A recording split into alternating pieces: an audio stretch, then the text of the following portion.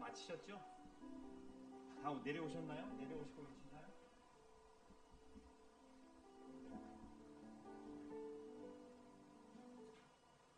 여러분 안녕하십니까?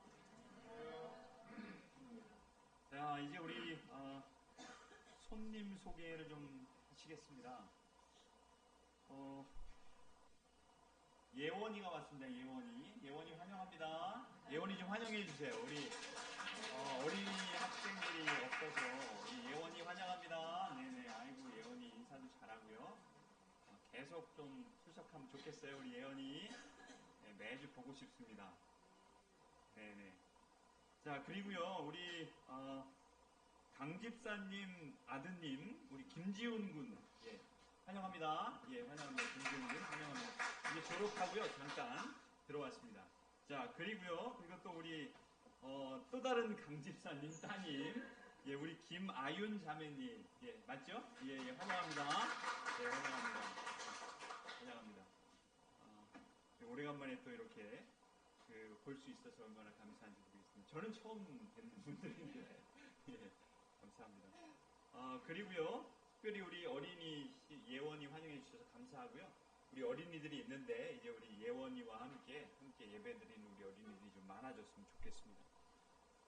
그리고 중요한 광고가 있습니다. 여러분 그 광고 순서지에 기록이 되어 있는데요. 하늘가족 초청 안식일 및 사랑 나눔 야유회 6월 3일입니다. 다음 주에 진행이 되겠습니다. 좀 많은 분들 좀 초청해 주시고요. 함께 우리 예배 드릴 수 있으면 참 좋겠습니다. 그리고 그 다음 안식일 6월 10일 두 번째 안식일에는요. 정기 직원회가 있고요. 그리고 장로회가 있겠습니다. 그리고 한 가지 나머지는 좀 참고해 주시면 좋겠고요. 한 가지 좀 추가로 좀 말씀을 드리면 이따 예배를 마치시고 축도 마지막 끝기도를 할 때 다음 달 6월달 시무를 맡으신 분들은 우리 좀 함께 나오셔서 기도하시겠습니다. 여기 그 조덕행 장로님, 장광순 집사님, 강보미 집사님, 문영애 집사님, 홍광자 집사님, 제가 좀 다시 한번 호명하겠습니다. 그때 좀 나오셔서요 함께 기도하겠습니다. 이제 마음 준비하시고 예배.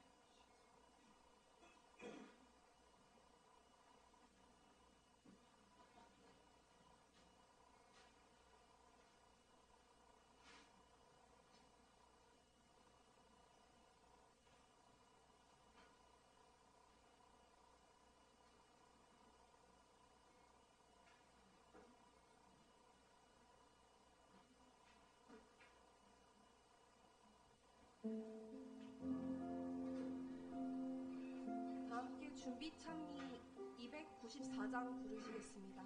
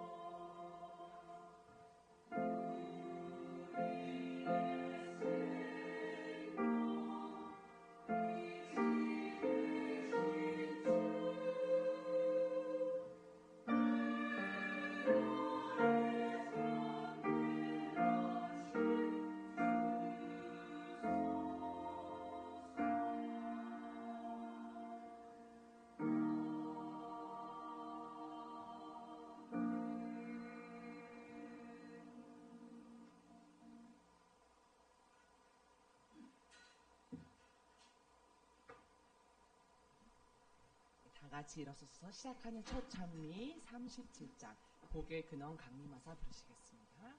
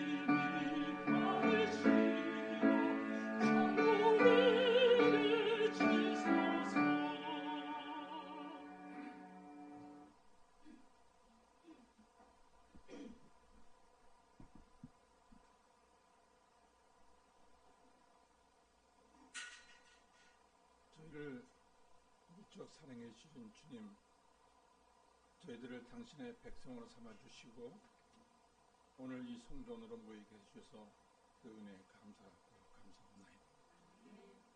저희들이 지은 모든 죄를 다 용서해 주시옵시고 아버지 하나님의 영광의 그림자가 저희들에게라도 머물러 주시옵소서.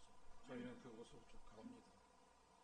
아버지 하나님께 할렐루야 영광 돌릴 수 있는 그런 자격이 있도록 주여 도와주시옵소서. 오늘 이곳에 오고 싶어도 뭔가 마음이 곳에 오지 못한 주님의 형제들이 있는 곳으로 죽은 나사로를 살리시고 또 안진뱅이를 걷게 해주시고 소병을 걷게 해주신 주님, 우리들 낫게 해주시옵소서.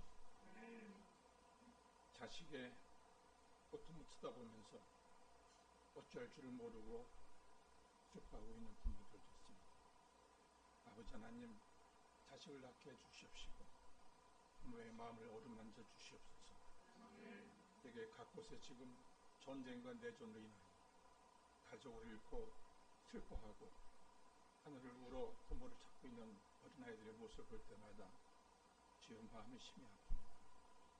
아버지 하나님, 이 땅에서 그런 모든 것들이 없어지게 도와주시옵시고 저희들이 잘못했으면 저희들을 나무래 주시옵시고 위정자들로 하여금 그 강팍함에서 벗어나서 아버지 하나님 오실 때까지 우리가 평화롭게 살 수 있도록 주여 도와주시옵소서.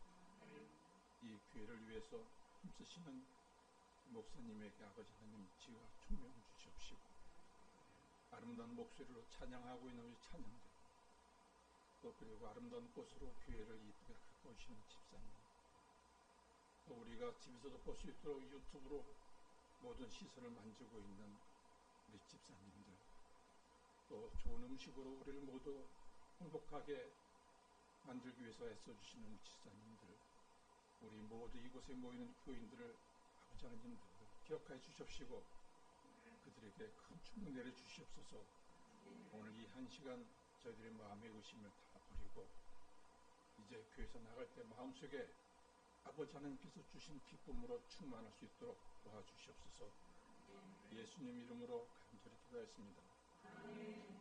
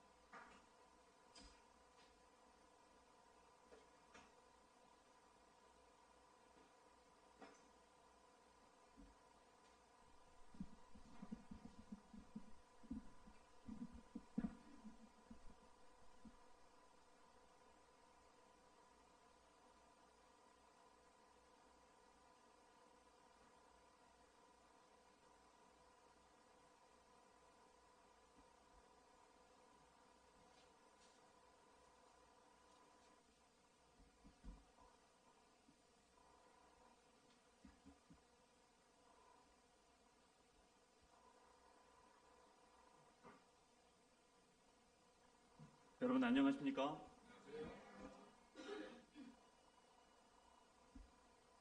특별한 찬양을 인해서 감사합니다. 자, 우리에게 주시는 하나님의 말씀 데살로니가 전서 5장 1절부터 11절까지 있는 말씀을 좀 같이 읽으시겠습니다. 그럼 화면을 통해서 좀 보실까요? 데살로니가 전서 5장 1절부터 11절까지 있는 말씀입니다. 같이 한 소리로 좀 읽으시겠습니다. 형제들아, 시작. 형제들아, 때와 시기에 관하여는 너희에게 쓸 것이 없음은 주의 날이 밤에 도적같이 이를 줄을 너희 자신이 자세히 알미라. 저희가 평안하다 안전하다 할 그때에 잉태된 여자에게 해산 고통이 이름과 같이 멸망이 홀연히 저희에게 이르리니 결단코 피하지 못하리라. 형제들아, 너희는 어두움에 있지 아니하매 그날이 도적같이 너희에게 임하지 못하리니 너희는 다 빛의 아들이요 낮의 아들이라. 우리가 밤이나 어두움에 속하지 아니하나니 그러므로 우리는 다른 이들과 같이 자지 말고 오직 깨어 근신할지라. 자는 자들은 밤에 자고 취하는 자들은 밤에 취하되 우리는 낮에 속하였으니 근신하여 믿음과 사랑의 흉배를 붙이고 구원의 소망의 투구를 쓰자. 하나님이 우리를 세우심은 노하심에 이르게 하심이 아니요 오직 우리 주 예수 그리스도로 말미암아 구원을 얻게 하신 것이라. 예수께서 우리를 위하여 죽으사 우리로 하여금 깨든지 자든지 자기와 함께 살게 하려 하셨느니라. 그러므로 피차 권면하고 피차 덕을 세우기를 너희가 하는 것 같이 하라. 아멘.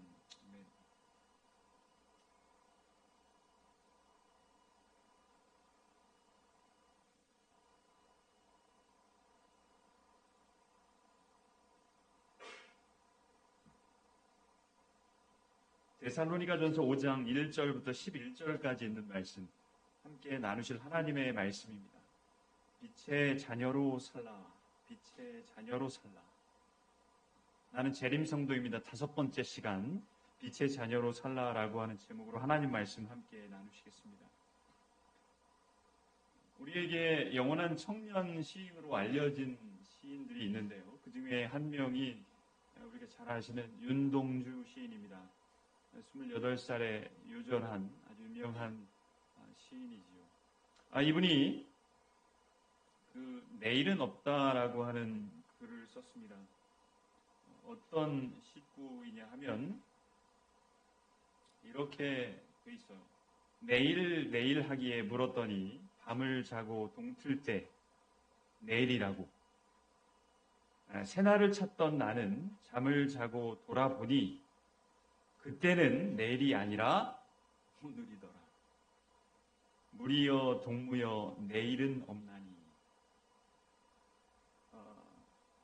이 시를 조금 읽으면서 동의했습니다. 맞는 말입니다. 엄밀히 따지면 내일은 없어요. 단지 내일은 기대입니다. 내일이라고 생각해서 시인의 말처럼 잠을 깨보면 오늘입니다. 여러분, 오늘 우리가 재림성도로 살 결심을 좀 했으면 좋겠다는 생각이 들었어요. 요즘 시간이 언제 오실지 모르니까 조금 후에 좀 이렇게 천천히 하면 되지 않을까. 아직 시간이 좀 많지 않은가? 이런 생각을 하면서 안일한 우리의 신앙의 모습이라고 하면 시구처럼 오늘 우리가 재림성도로 살 결심을 좀 하는 게 어떨까? 그렇게 결심하고 살 수 있다면 하나님께서 기뻐 받으시는 우리의 모습이겠다라고 하는 생각을 좀 해보게 됐습니다. 여러분, 오늘 말씀의 제목은 빛의 자녀로 살라입니다. 우리가 여러분 빛의 자녀로 살 수 있다면, 빛의 자녀답게 살 수 있다면 하나님께서 기뻐 받으시는 재림 성도의 모습이지 않을까, 이런 생각을 좀 해보게 됐습니다. 여러분, 이 데살로니가 교회는 재림 교회였어요. 우리처럼 여러분 그 사람들도 재림을 기다렸습니다. 도대체 예수님께서 언제 오시는지에 대해서 굉장히 궁금했다. 그분이 언제 오시는지에 대해서 우리가 정확히 알 수 있다면 조금 더 구체적으로 준비할 수 있지 않을까. 이런 생각을 하면서 살았어요. 그래서 우리 이 시대 그리스도인들도 그런 생각들을 하면서 시기를 정하는 사람들이 있지만 그 사람들도 아마 시기를 정했던 것 같아요. 아마 한 1년 정도 후면 예수님께서 오시지 않을까. 그렇게 기대하고 시간을 정했다고 하는 것은 간절함이 그 속에 있었던 것입니다. 재림 성도들이었다. 그런데 여러분, 우리들 중에도 신실한 사람들이 있고 또 마음만 신실한 사람들이 있는 것처럼 이 사람들도 그렇게 했던 것 같아요. 여러 사람들이 신실했지만 또 다른 여러 사람들은 마음만 있었어요. 그래서 재림 성도답지 못하게 살았던 그런 사람들이 많이 있었다는 말이에요. 이제 오늘 우리가 이 5장에 있는 말씀들을 좀 살펴볼 텐데 5장은 여러분 이렇게 좀 짜여져 있습니다.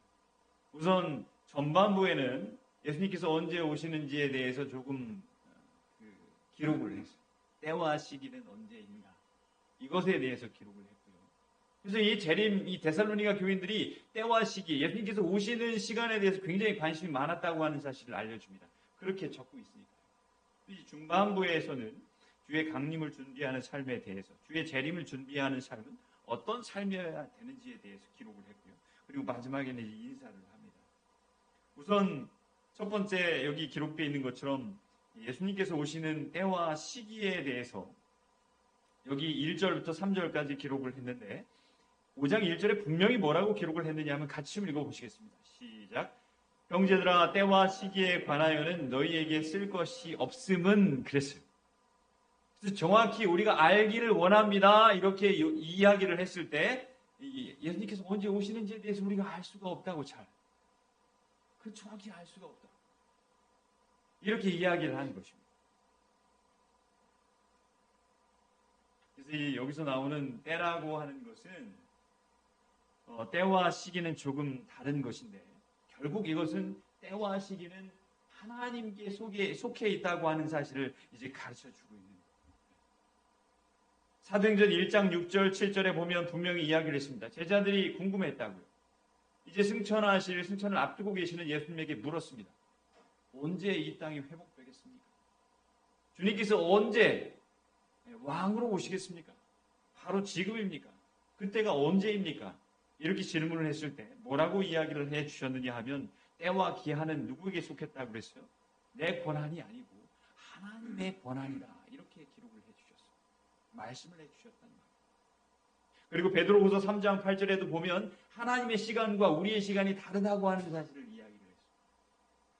천년이 하루 같고 하루가 천년 같다고 이렇게 말씀을 해주신 것입니다. 그래서 때와 시기에 대해서는 우리가 알 길이 없어. 또 다른 의미를 우리가 좀 생각해 보면 이 하나님께서 말씀하시는 것, 우리의 생각과 하나님께서 인도해 주시는 것과는 차이가 있다고 하는 말이에요. 그래서 우리의 생각과 다르게 주님께서 오신다고 하면서 말씀해 주신 것이 마치 도둑처럼 임할 것이다. 도둑의 비유를 해주셨어요. 여러분 말이 좀 이상하지만 그 유명한 도둑은 어떻게 도둑질을 할까요? 모든 사람들이 다 알 수 있도록 도둑질하지 않지요. 그렇게 하지 않겠지요. 기상천외한 방법으로 도둑질을 합니다. 전혀 깨닫지 못할 아주 정말로 모든 사람의 예상을 깨고 도둑질을 한다는 말이에요. 그래서 알 수가 없어요. 그럼 출산의 시간은 어떻습니까? 그러면서 두 번째 이야기를 한 것이 뭐냐면 마치 잉태할 때의 그 산모의 모습처럼 그렇게 예수님께서 오시는 것을 우리가 알 길이 없다고 말씀해 주셨어요. 여러분 출산의 시간을 좀 이렇게 징조로 알 수는 있지만 잘 알지 못한다. 그렇다면 여러분 재림의 준비는 우리가 어떻게 해야 되는지에 대해서 분명히 가르쳐주고 있습니다. 어떻게 준비를 해야 되느냐 하면 어느 시간을 우리가 정해놓고 재림을 준비하는 것이 아니라 매 순간의 삶이 재림을 준비하는 삶이어야 된다. 그게 준비라는 것입니다. 왜냐하면 주님께서 정확히 언제 오실지에 대해서 우리가 알 수 없기 때문에 그렇습니다. 그래서 여러분, 온전한 재림 성도의 삶이라고 하는 것은 매 순간이 주님을 기다리고 그분을 생각하고 기도하는 삶이어야 된다는 거예요. 여러분, 우리의 삶은 그런 삶입니까? 그러면서 5장 전반부에 이제 중반부쯤에 가면 5장 5절에 이렇게 기록을 해주셨어요. 같이 읽어보시겠습니다. 화면에 있지요? 시작. 너희는 다 빛의 아들이요 낮의 아들이라. 그러면서 여러분, 재림을 준비하는 삶에 대해서 이 5장 중반부 5절에 뭐라고 말씀을 주셨느냐 하면 너희는 모두 다 빛의 아들이라. 그래서 빛의 자녀답게 살아. 그게 재림을 준비하는 구체적인 모습입니다. 빛의 자녀로 사는 것이. 그게 재림 성도의 모습이라는 거예요. 이 시대를 살아가고 있는 재림 성도의 모습 또한 빛의 자녀로 살아가는 모습이어야 된다는 것입니다. 그럼 여러분, 이 빛의 자녀로 산다는 말은 무슨 말일까요? 좀 만질 수 있었으면 좋겠어요. 신앙이라고 하는 것들을 여러분, 그 이과 공부를 하신 분들은 이렇게 숫자로 이렇게 되기 때문에 딱딱 떨어지는 그런 그 정답의 묘미를 알고 계시잖아요. 근데 여러분, 우리가 이 교회에서 듣는 이야기들은 아주 추상적인 말들이 참 많이 있어요. 관념 속에 머물다가 사라지는 그런 말들이 참 많이 있어요. 빛의 자녀로 산다고 하는 말은 무슨 말인가? 우선 첫 번째, 여러분, 빛의 자녀로 산다고 하는 말은 어두움에 속하지 않는다는 말이에요. 이 당연하죠. 빛의 자녀로 산다는 말은 어두움에 속하지 않는다는 말이에요. 같이 읽어보시겠습니다. 4절 5절 시작. 형제들아, 너희는 어두움에 있지 아니하매 그날이 도적같이 너희에게 임하리니 너희는 다 빛의 아들이요 낮의 아들이라. 우리가 밤이나 어두움에 속하지 아니하나니. 이 어둠이라고 하는 그 원래 그 원어를 좀 찾아보니까 불신앙의 상태 또는 임박한 멸망에 대한 무감각한 도덕심, 이런 것들을 의미한다고 했어요. 그 다음에 그 만나주석이라고 하는 곳에 이 빛의 아들로 살아간다고 하는 것에 대해서 이렇게 이야기를 했습니다. 성경절 두 개를 인용하면서 요한복음 12장 36절에 너희에게 아직 빛이 있을 동안에 빛을 믿으라. 그리하면 빛의 아들이 되리라. 두 번째 에베소서 5장 8절에 있는 말씀은 우리가 잘 기억했으면 좋겠어요. 너희가 전에는 어둠이더니 이제는 주 안에서 빛이라. 빛의 자녀들처럼 행하라. 빛의 자녀로 살라고 하는 것은 빛이신 주님 안에서 사는 삶을 넘어서 빛의 자녀답게 행동하는 것을 의미했다. 우선 여러분, 요한복음 1장 9절에 보면 빛에 대해서 뭐라고 이야기를 했느냐 하면 같이 읽으실까요? 시작. 참빛 곧 세상에 와서 각 사람에게 비치는 빛이 있었나니. 그래서 이 참빛은 누구일까요? 예수님이에요. 주님의 자녀답게 사는 것, 그게 빛의 자녀로 사는 거예요. 그리고 이어지는 말씀에 여기 보면 요한복음 1장 14절에 있는 말씀을 보면 말씀이 육신이 되었다. 그래서 이것을 연결을 시켜보면 빛은 주님이시고 주님은 말씀이 된 거예요. 그래서 여러분, 그래서 우리가 좀 기억해야 될 것이 있어요. 하나님은 어둠을 몰아내 주시기 위해서, 우리 마음속에 있는 어둠을 몰아내 주시기 위해서 말씀으로 우리에게 임하시지요. 빛이 주님이시고 주님이 말씀이니까 우리 속에 있는 어둠을 몰아내시기 위해서는 말씀이 필요하다고 하는 거예요. 우리가 말씀과 가까워지면 질수록 우리 마음속에 있는 어두움들은 다 몰아내질 수 있다고 하는 사실을 가르쳐주고 있습니다. 근데 여러분, 말씀은 율법이기도 하지 않습니까? 근데 여러분, 율법은 우리 죄가 어떤지에 대해서 이렇게 보여주는 것입니다. 거울이라고. 그래서 여러분 율법을 통해서 우리의 연약하고 죄된 모습을 발견하게 됩니다. 그래서 이 하나님의 말씀을 읽을 때 그 말씀이 호의적으로만 다가오진 않아요. 왜냐하면 내가 그 말씀과 너무 멀리 있기 때문에 그렇습니다. 그렇지만 하나님께서는 그 율법 말씀을 통해서 우리에게 참 빛의 자녀로 사는 것이 무엇인지를 경험하면서 살 수 있도록 알려주신다고. 근데 여러분, 우리가 말씀을 읽으면서요, 그 속에 이 부정적인 하지 말라고 하는 하나님의 명령들이 많아요. 십계명을 한번 볼까요? 십계명에 보면 하라고 하는 말씀보다는 하지 말라고 하는 말씀들이 훨씬 많습니다. 너는 나 외에 다른 신들을 있게 하지 말지니라 그러셨어요. 그렇게 하지 말라. 두 번째, 우상을 섬기지 말고. 그거는 그 부정적인 그런 의미가 들어있진 않지만 부정적인 이 명령들이 참 많이 있다고 하는 거죠. 근데 여러분 말씀을 읽으시면서 하나님께서 하지 말라고 하는 그 말씀 속에는 의미가 있어요. 우리가 말씀을 오해할 수 있는데 그것에 대해서 이렇게 말씀해 주셨어요. 물리적 법칙이나 시작.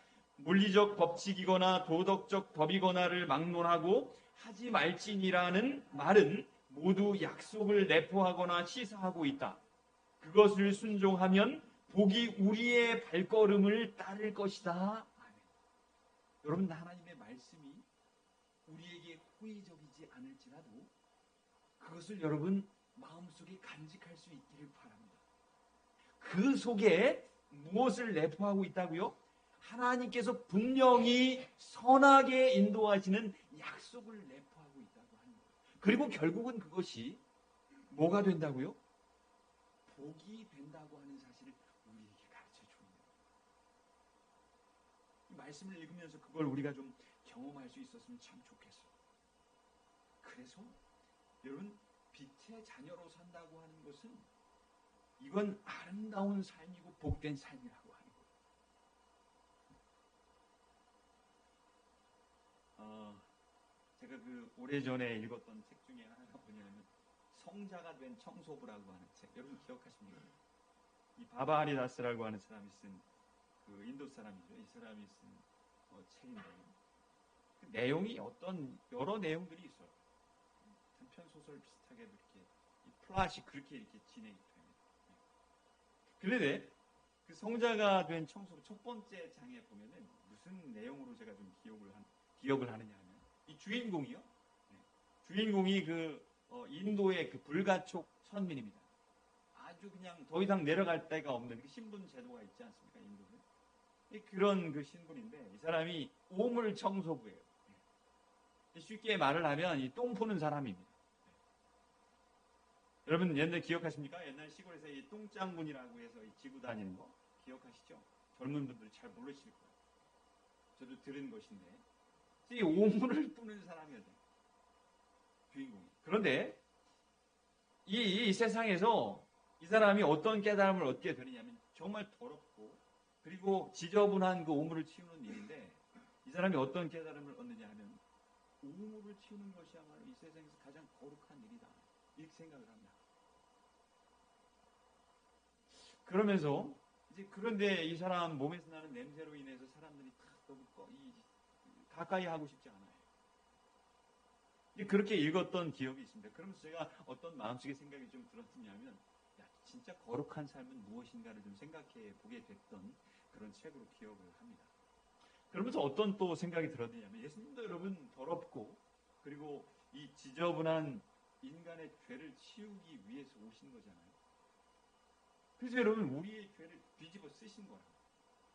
그 죄를 치워주시기 위해서 우리 사람들의 죄를 뒤집어 쓰시고 처형당하셨어요. 그래서 여러분 엄밀히 따지면 예수님은 청소부가 되신 성자입니다. 예수님께서 우리 죄를 다 뒤집어 쓰시고 우리가 살게 해주신 깨끗하게 살 수 있도록 인도해 주신 것입니다. 즉 다시 말씀을 드리면 빛의 자녀로 살 수 있도록 근거를 마련해 주셨다고 하는 거예요. 여러분 그렇다고 하면 어떻게 우리가 어둠에서 계속 살 수 있겠어요? 빛의 자녀로 사셨으면 좋겠습니다. 어둠은 여러분, 아까 우리가 좀 살펴보신 것처럼 이 불신앙의 상태, 임박한 멸망에 대한 무감각한 도덕심 등을 의미한다는 거죠. 그래서 에베소 3장 8절에 있는 말씀 우리가 좀 살펴보신 것처럼 거기 뭐라고 말씀을 해? 5장 8절, 에베소 5장 8절에 있는 말씀을 보면 빛이신 예수님 안에서 사는 것을 넘어서 빛의 자녀답게 행동하라고 말씀하셨다. 빛의 자녀답게 행동하는 것은 이 주석에 있는 말씀들을 좀 보면 신실함으로 살라고 하는 거예요. 불신앙의 상태를 넘어서서 살라고 하셨으니까 신실하게 살라고 하는 거예요. 그 다음에 무감각한 도덕심 등을 의미하는 것이 어둠이었다고 하면 여러분 우리가 윤리적인 삶을 넘어서 영적인 삶을 살아야 된다는 것입니다. 빛의 자녀답게 사는 모습입니다. 여러분 우리가 어떤 경우에 있을지라도 주님께서 원하시는 빛의 자녀로 살 수 있는 우리의 모습이 되시기를 주님의 이름으로 간절히 바랍니다.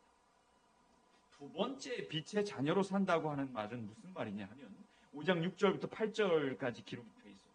정신이 살아있어야 된다는 것입니다. 이게 무슨 말일까요? 같이 좀 읽어보실까요? 5장 6절부터 기록되어 있는 말씀인데요. 그러므로 우리는 다른 이들과 같이 자지 말고 오직 깨어서 근신할지라.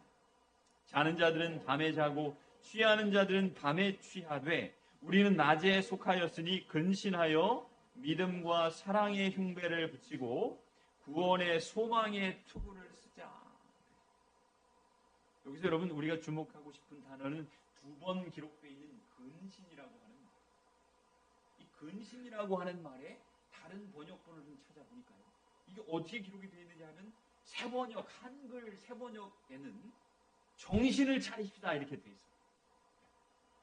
그리고 영어 번역본 뉴 인터내셔널 버전에 보면 이건 술 취하지 않은 이름, 내가 이 제어할 수 없는 술 취하지 않은 이렇게 번역이 되어 있어요. 우리 마음속에 와닿는 번역을 좀 찾아보라고 하면 새번역의 번역이 아닐까 싶습니다. 정신 차리십시오 여러분.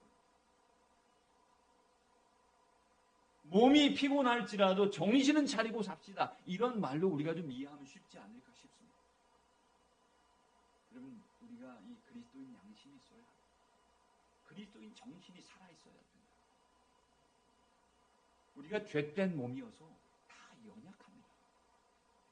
근데 적어도 재림성도의 정신, 그리스도의 정신은 있어야 된다고. 여러분, 우리가 일제시대를 살면서 어른들의 이야기들을 우리가 많이 듣고 또 책을 통해서 간접 경험을 해보셨지 않습니까? 이때 여러분 그 조선 말기 민족의식을 일깨웠던 계몽운동가입니다. 굉장히 유명하신 그 단재 신채호 선생님 여러분 기억하시죠?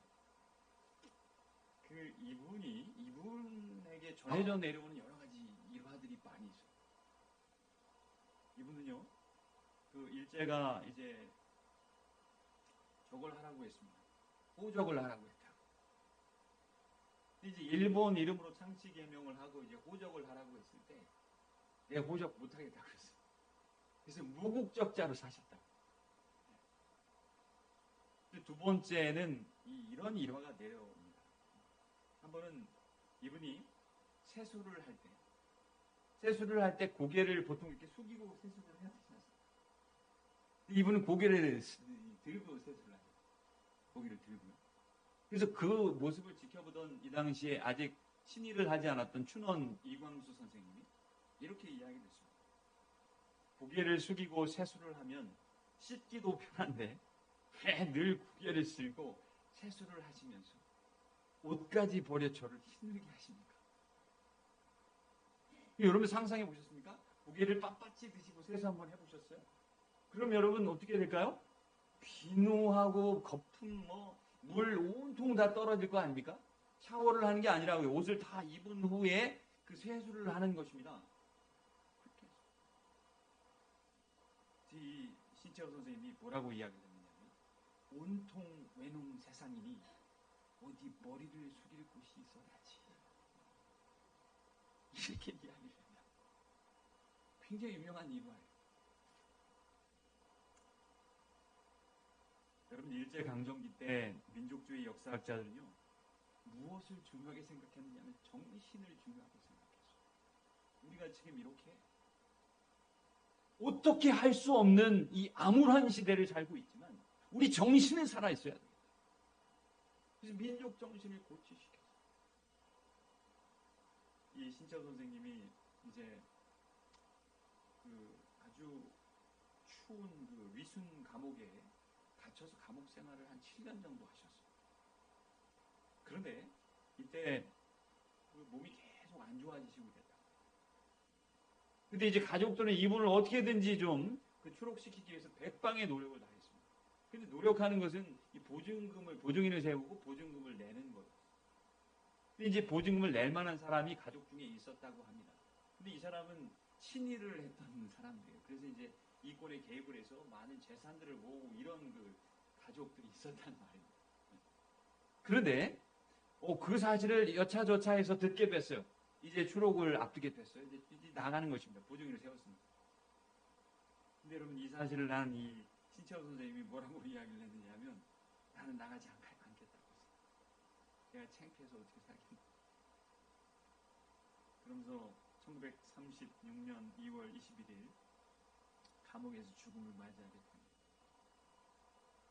정신이 살아있었어요.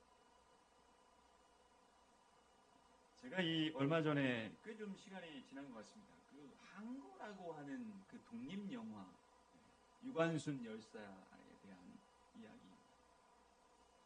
이 한 가지 좀 기억에 남는 장면이 있어요. 이분이 막 고통을 당하고 이 감옥에서 이제 잡혀서 모진 고문을 다 당한다고. 그러면서 이제 뭐라고 이렇게 좀 이렇게 이야기를 하느냐 하면, 내가 다시는 잘못했고, 일본 말로 잘못했고 다시는 이 독립운동하지 않겠다고. 이렇게 하면 내가 너를 내보내주겠다고. 이렇게 계속 교묘하게 이야기를 합니다. 근데 절대로 그렇게 그렇게 하지 않아요. 그러다가 정말 아주 죽을 만한 고문을 당하고 이제 거의 다 죽게 됐어요. 그럴 때 수감에 있던 배식을 담당했던 수감자가 뭐라고 질문을 하느냐 하면, 왜 그렇게까지 하느냐. 왜 그렇게까지 하느냐. 잠깐 좀 일본 말로 내가 다시는 독립운동하지 않겠다고 나가서 독립운동하면 되지 않겠느냐. 왜 그렇게까지 하느냐. 이렇게 대사가 이어져요. 그럼 누가 하냐고. 누가 하냐고. 이게 무슨 말입니까, 여러분? 이건 교만의 말이 아니에요. 내가 조선 사람인데 조선 사람이 독립운동을 해야지. 누가 합니까? 웨스트민스터 대성당 지하묘지에 있는 한 영국 성공회 주교의 무덤 앞에 적혀있는 글입니다. 같이 좀 보실까요? 내가 젊고 자유로워서 상상력의 한계가 없을 때 나는 세상을 변화시키겠다는 꿈을 가졌었다. 좀 더 나아가 나이가 들고 지혜를 얻었을 때 나는 세상이 변하지 않으리라는 걸 알았다. 그래서 내 시야를 약간 좁혀 내가 살고 있는 나라를 변화시키겠다고 결심했다. 그러나 그것 역시 불가능한 일이었다. 황혼의 나이가 되었을 때 나는 마지막 시도로 나와 가장 가까운 내 가족을 변화시키겠다고 마음을 정했다. 그러나 아무도 달라지지 않았다. 이제 죽음을 맞이하기 위해 누운 자리에서 나는 문득 깨닫는다. 만일 내가 내 자신을 먼저 변화시켰다면 그것을 보고 내 가족이 변화되었을 것을. 여러분, 누구에게 요구할 것이 아닙니다. 정신이 살아있어야 된다고. 재림성도에 살아있는 양심으로 살라고. 다른 사람들에게 요구할 것이 아니라 내가 먼저 그렇게 살았으면 좋겠어. 여러분, 세번역은 뭐라고 기록을 하고 있다고요? 정신을 차리십시오. 다른 모든 것들, 육신이 아무리 연약해도 마음은 하나님께로 맞추어져 있어야 되지 않겠습니까? 정신은 살아계십시오. 그리스도인 정신이 살아있는 우리의 모습이 되시기 바랍니다. 여러분, 우리 오늘 본문에 있는 말씀 데살로니가전서 5장 8절에 있는 말씀을 보면 이렇게 기록을 해주셨어요. 우리는 낮에 속하였으니, 시작, 우리는 낮에 속하였으니 근신하여 믿음과 사랑의 흉배를 붙이고 구원의 소망의 투구를 쓰자. 아멘. 여러분, 우리에게 어떤 정신, 구체적으로 어떤 정신이 있어야 되는지에 대해서 가르쳐 주시고 있다. 믿음의 정신이 있어야 된다. 믿음이 있어야 된다. 그리고 사랑의 정신이 있어야 돼요. 그리고 소망의 정신도 필요하다고 말을 합니다. 우리의 육신이 연약할 수 있어요. 그래서 쉽게 무너질 수 있습니다. 그렇지만 주님 오시는 그날까지 살아있는 그리스도인 정신, 양심으로 주님 바라며 사시는 우리 모두의 삶이 되시기를 주님의 이름으로 간절히 바랍니다.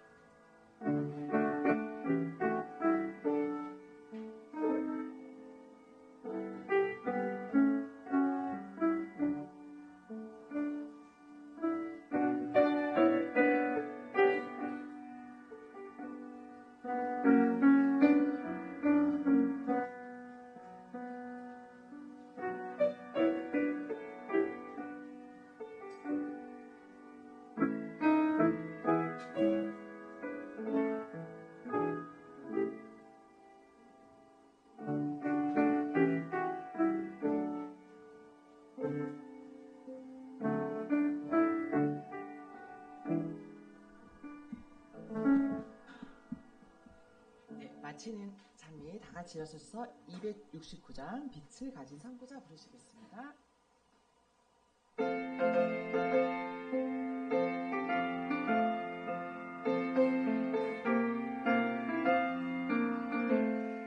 빛이 가진 선구자 너는 가라 어둠이 세상에 주의 말씀 전하라 너는 가라 어둠의 빛으로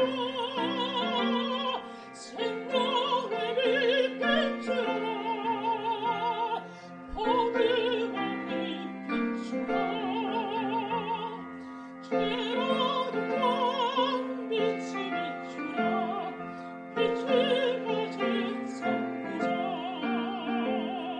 주님 함께하시니 너는 가라 주님을 행하라 주의 정의 전하라 너는 가라 어둠의 비추라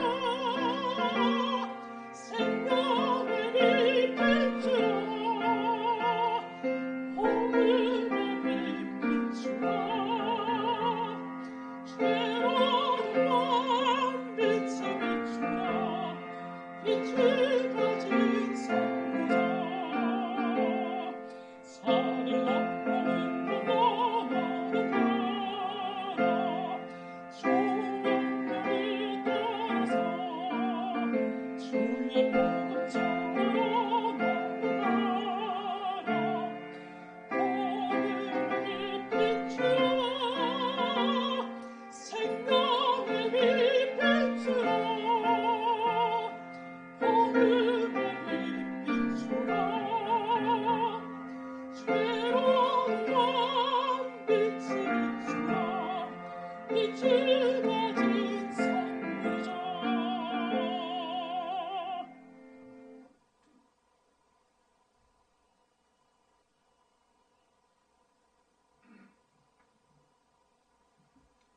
자, 이 시간에는 우리 6월달 시무자 되시는 우리 조덕행 장로님, 장광순 집사님, 강보미 집사님, 문영애 집사님, 홍광자 집사님도 좀 앞으로 좀 나와주시면 같이 기도하겠습니다. 계신 분들만 앞으로 좀 나오시겠습니다.